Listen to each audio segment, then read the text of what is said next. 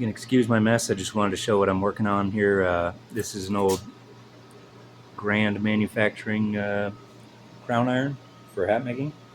Um, let's see. Basically, what I'm doing here is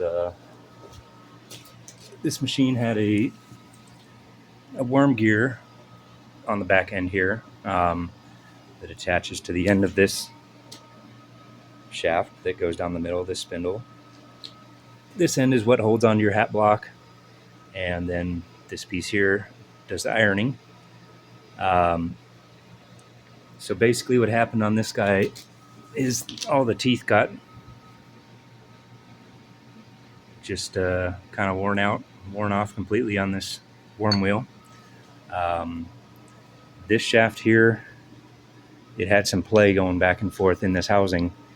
The reason for that was this worm gear is pinned to the spindle with some tapered pins, and this spacing here sitting inside this housing, that's what captures the whole shaft in the machine.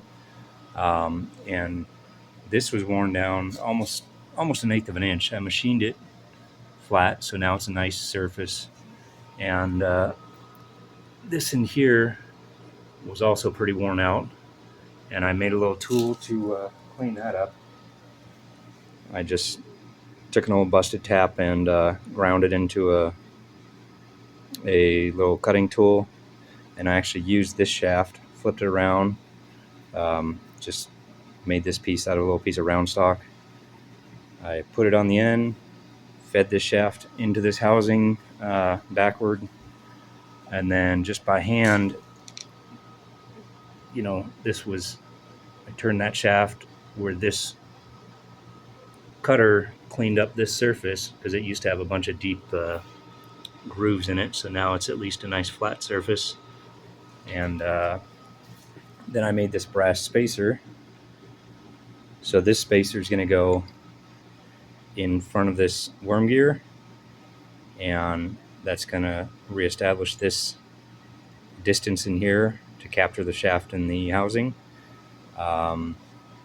And then this turns that worm wheel over there in the center of the housing.